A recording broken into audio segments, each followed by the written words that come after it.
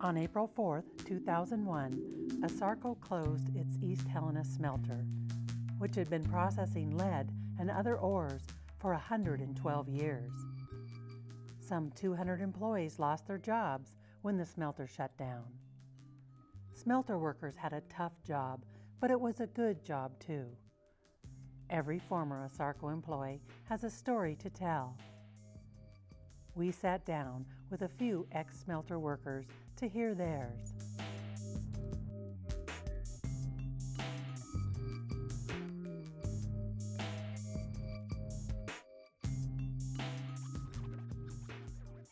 In the 1870s, a smelter was operating in Wicks, Montana, a small town 25 miles from Helena. Smelting made good economic sense in Montana because of a profusion of metal mines in the area. Smelting refers to the process of separating metals such as lead, silver, gold, and copper from raw ore through the application of extreme heat. After the initial smelting, the resulting concentrates of metals would be sent to other facilities across the country for further refinement. Wicks did not have a rail spur, so all the ore coming in and the metals going out had to be transported by teams of horses to the nearest railroad hub at Ogden, Utah. That was quite an endeavor. The Northern Pacific Railroad started laying tracks across Montana in the 1880s. They reached a point that intersected with the Prickly Pear Creek just east of Helena.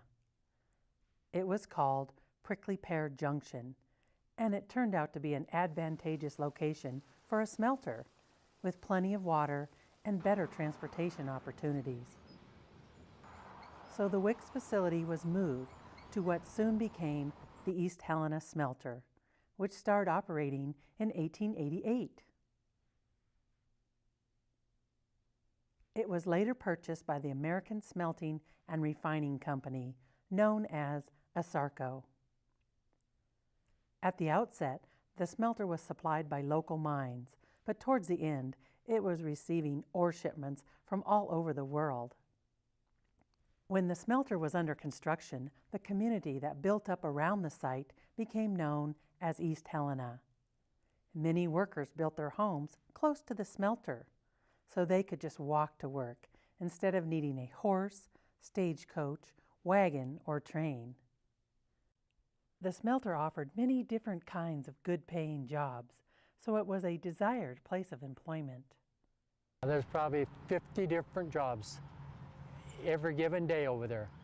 You had electricians, electrician helpers, you had oilers, you had machinists, you had welders, you had plumbers, then you had all the departments. You had blast people, you had furnace people, people that run the locals, people that run payloaders, people that run forklifts. Sample mill, you had 20 different people over there doing different jobs every day. I mean, just about everybody had a different job. There's 200 people working over there, and there's probably 100 different jobs that people could do. My name is Dave Duell. I was born and raised in East Helena, Montana. I started to work for the smelter in about 1972. I was married in 1971 to my wife Nancy. We had 3 daughters, which the smelter all helped pay for their births through the insurance policy, which was great. I raised all 3 daughters here. One daughter worked at the smelter during the summer one time, and I still presently live in East Helena. It was a good paying job for many years. There wasn't many good jobs, so that's why I stayed for 30 plus years. When I was born here, the smelter was always here when I was playing as a young kid.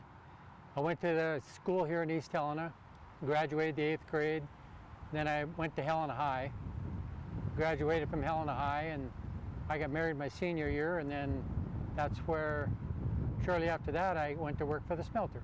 During my time at the smelter, I started at the zinc fuming plant, which was Anaconda at the time. I worked there for a year, and then they were going to sell to the Asarco, and people said, well, it ain't a very good place to work, Asarco, so I quit.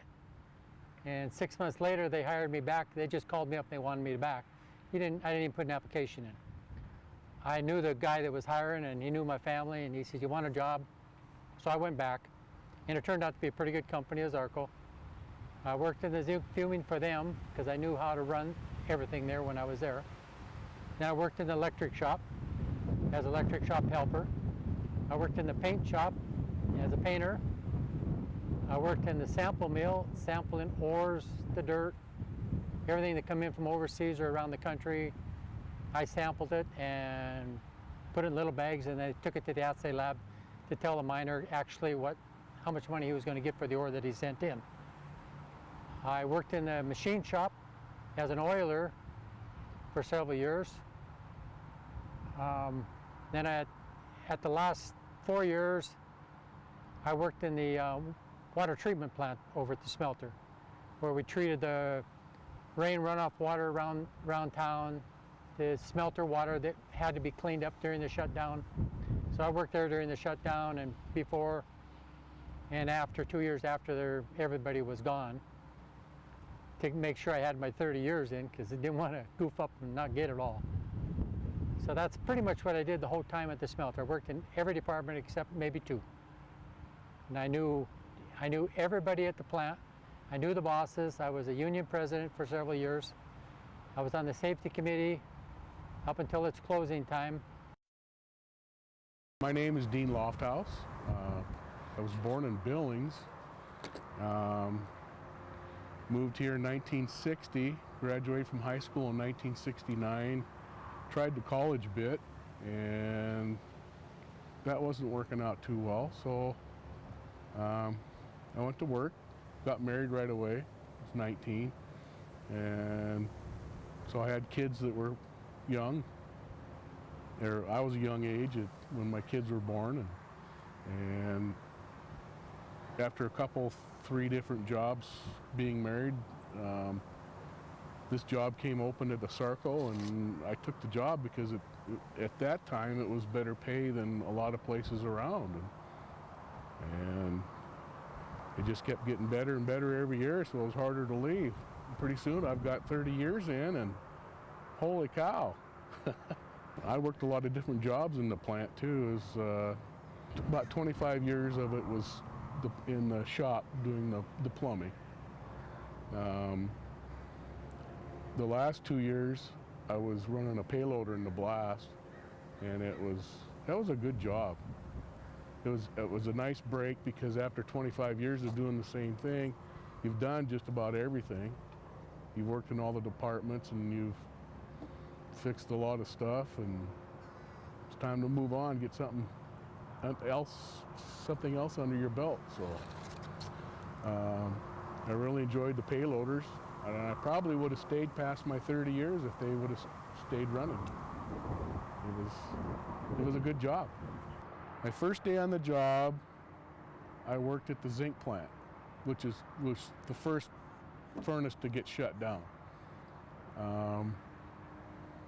Things went well. I learned how to tap the furnace and clean the chutes and pull dust out of the flues, and it was a good first day. The second day, I'm walking up towards the old zinc plant bathhouse, and here comes a guy.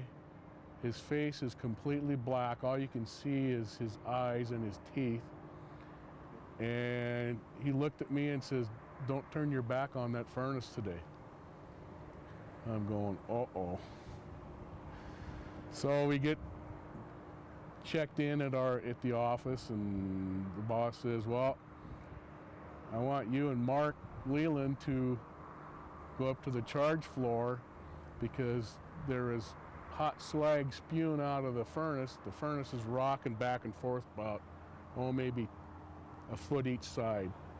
There was a big water leak in one of the jackets, and it was causing water to go in the furnace, and the slag was coming out the charge hole, and our job was to keep barring that slag back down into the furnace, because if it would have plugged up, it was going to explode."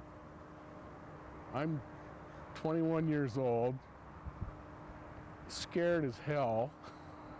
I I think I even said I want my mommy, because that was one spooky feeling. And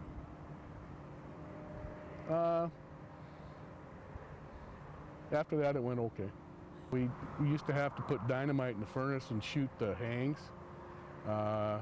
Slag would get splashed up on the top, and then it wouldn't feed in certain areas, and then it would back up and smoke, and so then you'd have to place a bomb pipe down into that area that's not feeding, and then pour water in it and drop a bunch of dynamite, like 4 sticks or so. And the last one had a lead weight on it.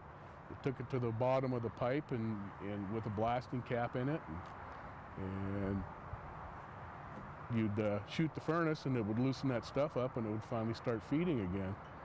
And the picture that I took that day, I thought was kind of funny. Just playing with dynamite, it was a lot of fun. So I like to blow stuff up. I raised a family of a boy and a girl. My daughter worked out there for a couple summers too, and she knew exactly what I was going through, and they both commented, you know, I don't understand why you could work in those conditions, because it was dirty, it was dangerous, but you just had to watch out all the time, and I ended up keeping my fingers and my toes and my legs and my eyes, and you know, some people didn't, you know, but for the most part it was it paid my bills, it put a roof over my head, and my kids turned out good, you know, and I've got great grandkids, and they've fed a lot of families. It was you know, they were a pretty good company to work for. My name's Marge Glasso. I was born in Havre, Montana, lived 32 miles southeast of Big Sandy until my folks moved to town when Mom and Dad retired. And I lived in Big Sandy for 6 months and married my husband, and then we did some traveling. I grew up on a farm 32 miles southeast of Big Sandy. I learned how to drive a old Willie's Jeep when I was 9 years old. Drove 3 miles to school when the weather was good.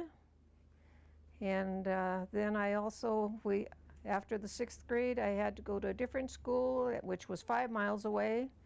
And I picked up my 2 nephews along the way and drove 5 miles to school. We were traveling construction. We'd moved to Havre, back to Glasgow, back to Havre, back to Glasgow.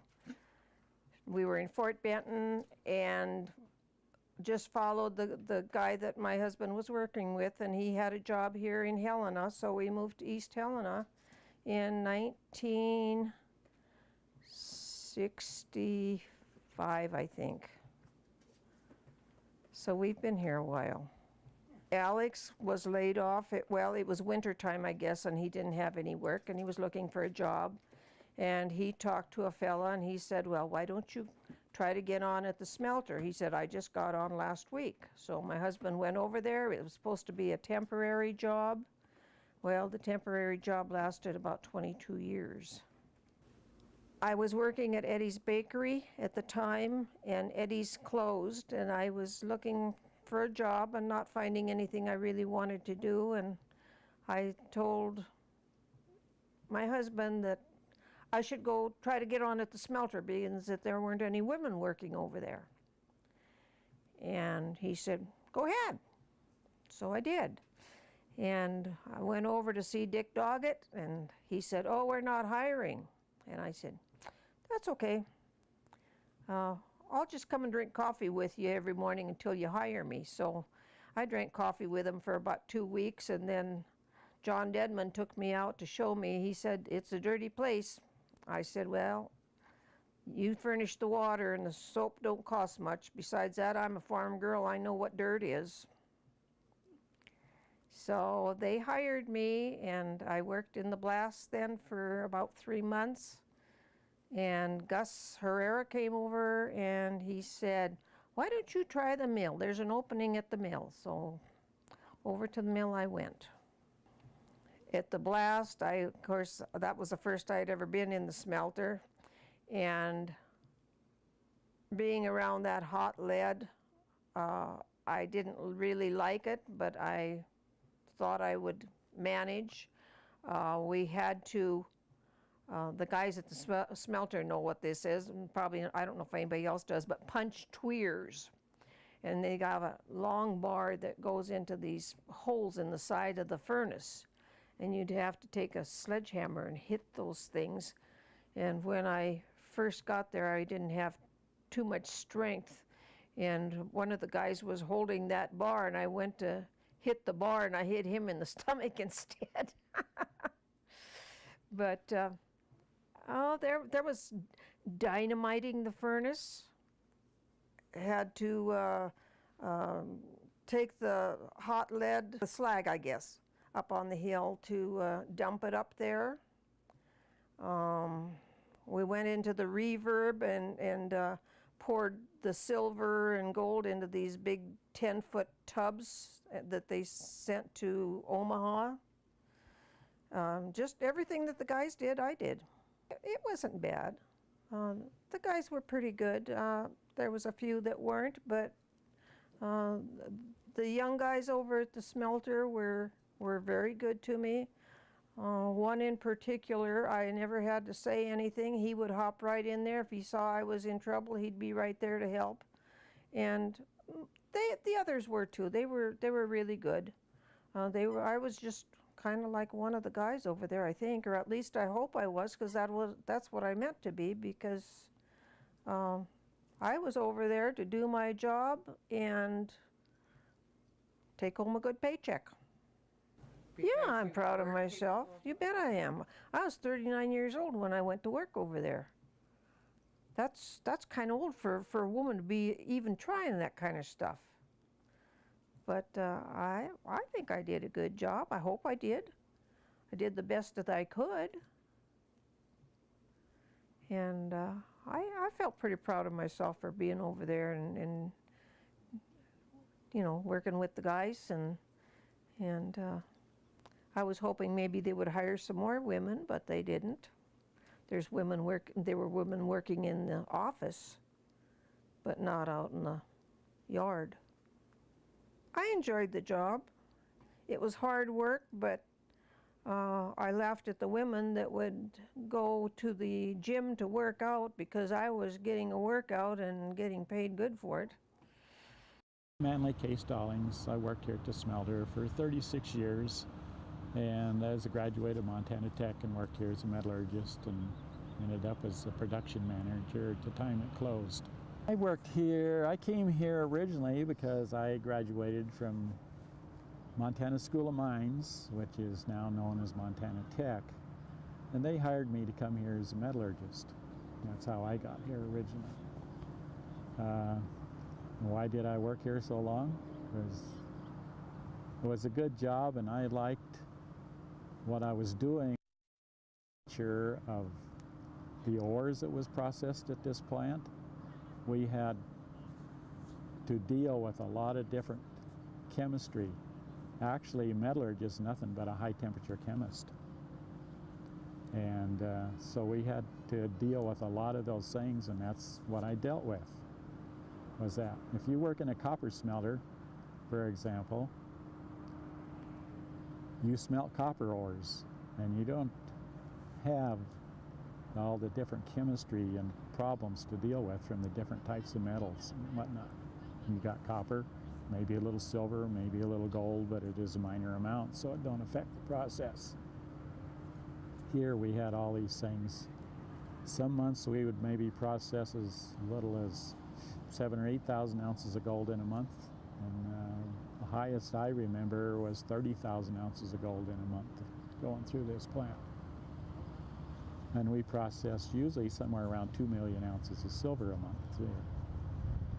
So those things all required a great deal of keeping track of and learning what was going on to process them efficiently. That was the person who kind of was in charge of the production and keeping it running every day and what the charge would be and estimating what we'd need and how to make it go through the plant in terms of the recipe that would use.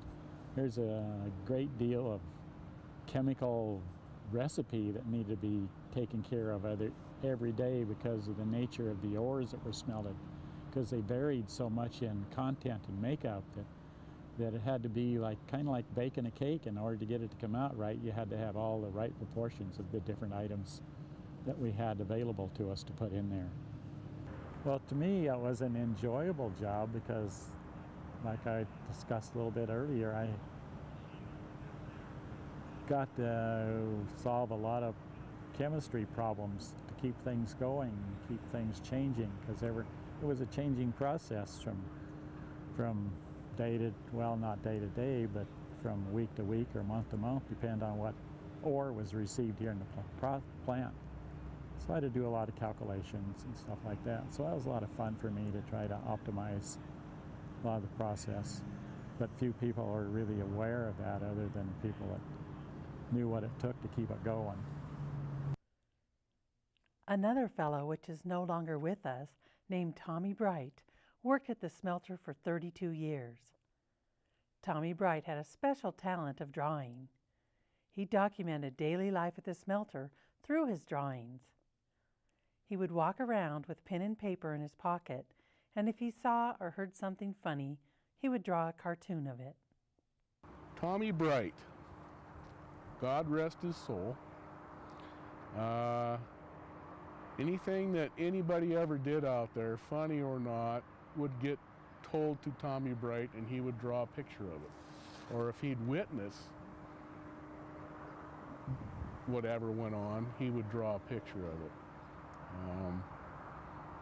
There was one day I was pulling an old overhead furnace out of the shop, and I thought it was fairly light, so I put a rope up over this beam and tied it off to the furnace, and the guy I was working with dropped the furnace, and it came down, and as it came down, I'm going up on the rope because it's wrapped around my wrist. So the furnace and I met in there. So somebody went and told Tommy Bright about that. So it was pretty comical. He'd always have pictures. Everybody just looked for the new ones every day. Just like looking at the paper. I saw a lot of them that were posted around the plant, and they were very good. They were very good characterizations of some event or something that happened at the plant. I remember one time we had a pigeon that was become a pet, would be in the acid plant office there. Had come around there. And he wasn't afraid to whoever you were, he'd walk in, he might come over and land on your shoulder or your hand or whatnot. And one day he come in, he was sitting on superintendent's shoulder, and he dribbled down his back. Droppings. And the caption underneath of this picture that this guy had drawn says, "Must be a union pigeon." I thought that was a really good one. I was working at the Blast, and it was early on. I went to work there in April, and Mother's Day was coming up, and I had to work Mother's Day. And we had this fella that drew cartoons over there. And he drew a cartoon of me running the little H25 payloader, and he was looking, the boss was looking over his shoulder and hollering back at me as I'm chasing him with this little payloader, saying, "But Marge, I didn't wish any of my other men Happy Mother's Day either." I thought that was kind of cute. I've still got that cartoon. Asarco had a large impact on East Helena. The smelter and the city always had a close relationship. Many of the smelter workers and their families lived in East Helena. The kids played together and attended school together. Neighborhood parties and barbecues were commonplace. Asarco supported the schools, parks, and local businesses, and the fire department. East Helena truly was what you would call a smelter town. Your neighbor, they probably worked over there at the smelter. Or down the street, the other neighbor, he worked, or his dad's working over at the smelter, or his kids are working at the smelter. Just about everybody in town was, you knew them, you knew their house, and you knew, oh, it's the afternoon shift, they're at work. And the kids are playing, and my kids are over there playing with their kids, because I knew the dad was working, or maybe I'm working, and my kids are over at their house playing. But it was just kind of a neat town, because we did a lot of things together. Go to the mountains together, go fishing, hunting, take our kids out to the lake. We did a lot of things for the kids. Kids enjoyed it, had a good insurance, good wages, so we could afford to take them out to a few places. So it was good. It was good. All the families that it employed gave them a living wage. They raised their families. Probably wasn't the best paying job, but for the most part, it was a good place to work. I made a lot of friends, and I'm still friends with quite a few of them. Every single day after work, stop and have a beer or two. There was 4 bars on one side of the street and 4 bars on the other. There was 8 bars in East Helena, and everybody had a drink. East Helena was hopping. Friday night, Saturday night, when we first moved here, Charlie Pride was on the stage at the old U&I bar, which is Eagles 4040. Charlie Pride was on stage singing, and Alex was bartending, and I was barmaiding. A lot of the people after like an afternoon shift, you get off at 11 o'clock at night. Just about the whole shift would go down to a local establishment, one of the bars, and have a few drinks and go home and get your good night's sleep. And it'd be repeated in a couple nights or a different place. But it seemed to be a camaraderie. Everybody stuck together, and if you wanted to go get a day off, I know several of us used to try to get a week off together, and we'd take a trip to Mexico, like to be 10 of us take a trip to Mexico. A lot of people just like to do things together. Once you worked over there, you were kind of like family. You know, we did a lot of things. Take the kids all fishing, or we'd take the kids hunting. All the families that could go would go hunting, fishing. It was just a good thing living over there, and a lot of the people are still doing the same thing, getting together whenever we can. Try to. It all went together. East Helena and the smelter, the schools, they helped build parks. When it flood time, they'd send equipment down. When the creeks would flood, the smelter would send equipment down to help whatever they could with keep the flood from hurting people's houses. The smelter was good for the town. They helped the schools. They paid a good tax base, and you knew everybody that worked at the smelter because they all lived real close to East Helena, so you knew everybody. In 20 years at the fire department, over 3/4 of them worked at the smelter, full time. And they would go during night shift, leave, come to a fire, afternoon shift, or day shift, it didn't matter. They would just run to the fire station and try to help out wherever they had to help out. Asarco stopped its smelting operations in 2001 for a variety of reasons. New environmental and labor laws made it difficult to continue doing business like before. The world ore supply began to dry up also. Asarco was already listed as an EPA Superfund site since 1984. When operations ceased, the cleaning up began. All the buildings had to be removed. In 2005, the buildings started to disappear. The zinc plant and its 350-foot smokestack was the first to go. I think it's sad to see the it's going to change the culture and makeup of the community is what it's going to do, because you're not going to have the thing that draws people to one center here in the plant, in the city, like the smelter did. A number of people were associated with it, associated with the same type of job, and had some kind of thing to fit together. The other thing, those people had some kind of felt they were accomplishing something by working there and keeping the plant running every day. They felt a kind of a sense of kinship with one another in accomplishing that, and now that's gone. I felt bad about it because I looked at it from a historical point of view of the generations of people that worked over there, and over the 100 years that the plant had operated here in this community.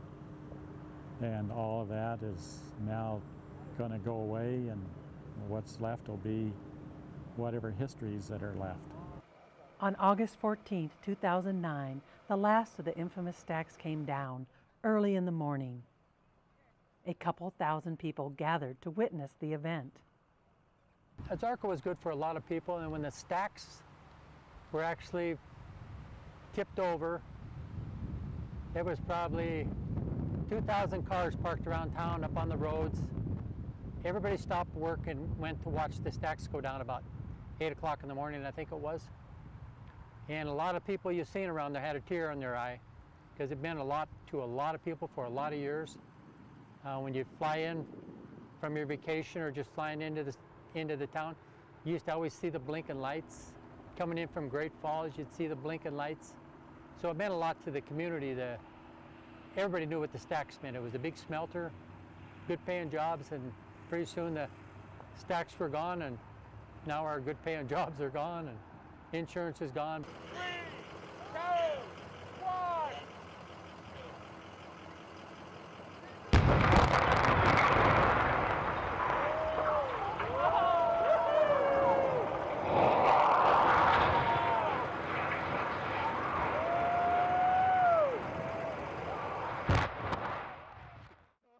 The day those stacks fell, I was pretty sad.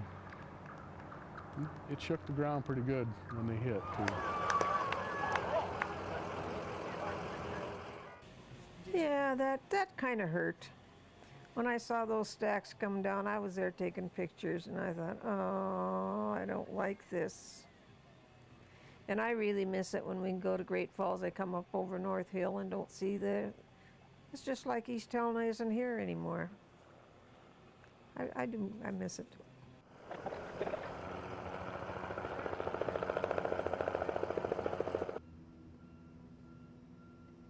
Before all was lost to demolition, a few of the workers got the opportunity to tour the site and see what is becoming of the place they worked at for years.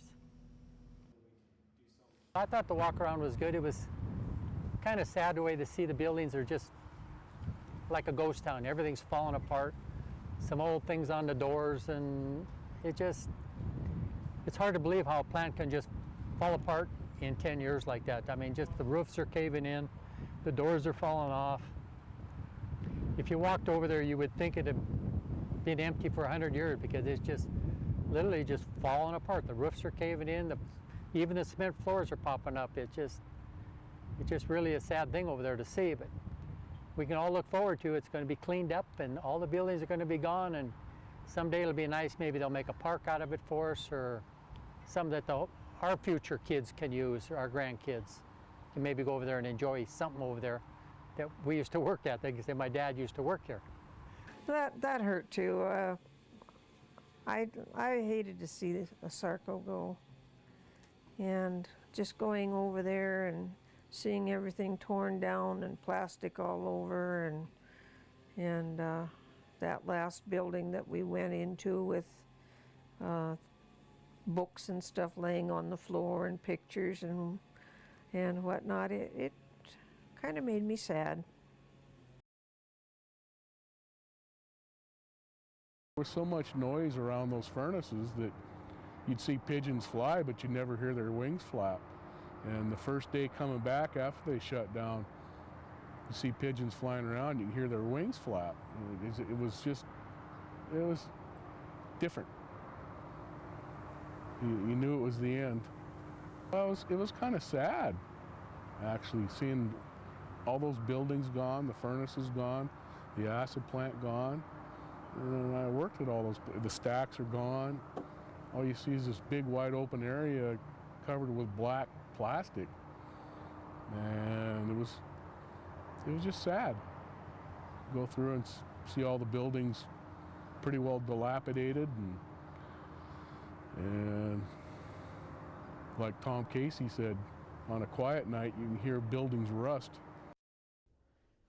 Smelter life was tough, but rewarding. The people that worked at Asarco for over 100 years have great stories of hardship and humor. Asarco provided a livelihood for many individuals and their families in the city of East Helena. The site will become a community gathering spot in the future for the residents to enjoy. However, the smelter of yesteryear will live on in our history and in the stories of the people that remember living the smelter life.